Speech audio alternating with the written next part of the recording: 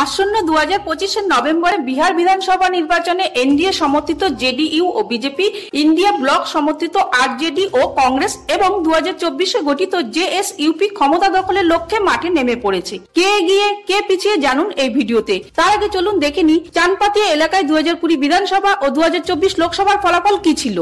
চানপাতিয়া কেন্দ্রে 2020 সালের বিধানসভা নির্বাচনে এনডিএ সমর্থিত বিজেপি প্রার্থী উমাকান্ত সিং পেয়েছিলেন 47.69% ভোট। ইন্ডিয়া ব্লক সমর্থিত কংগ্রেস প্রার্থী অভিষেক রঞ্জন পেয়েছিলেন 40.03% ভোট, আর ইন্ডিপেন্ডেন্ট প্রার্থী মনীষ কাশ্যপ পেয়েছিলেন 5.26% ভোট। দেখা যাচ্ছে 2020 সালের নির্বাচনে চানপাতিয়া বিধানসভা কেন্দ্র থেকে বেশ কিছু ব্যবধানে জয়ী হন বিজেপি প্রার্থী উমাকান্ত সিং।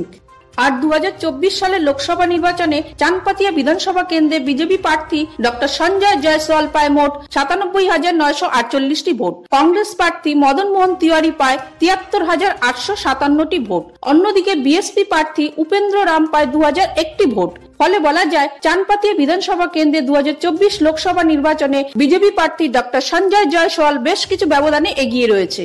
এবার দেখে নেওয়া যাক চানপাতিয়া বিধানসভা কেন্দ্রের 2025 সালে সম্ভাব্য ভোটের ফলাফল নিয়ে সমীক্ষক সংস্থার রিপোর্ট অনুযায়ী এনডিএ সমর্থিত বিজেপি পেতে পারে 44.56% ভোট, ইন্ডিয়া ব্লক সমর্থিত কংগ্রেস পেতে পারে 36.38% ভোট, জেএসইউপি পেতে পারে 8.74% ভোট, আর নোটা পেতে পারে 2.46% ভোট। সেক্ষেত্রে বিজেপি ও কংগ্রেসের ভোট কিছুটা কমতে পারে। যদিও সমীক্ষা অনুযায়ী 2025 সালের চানপাতিয়া বিধানসভা কেন্দ্রে বেশ কিছু ব্যবধানে সম্ভাব্য জয়ী দল হতে পারে বিজেপি।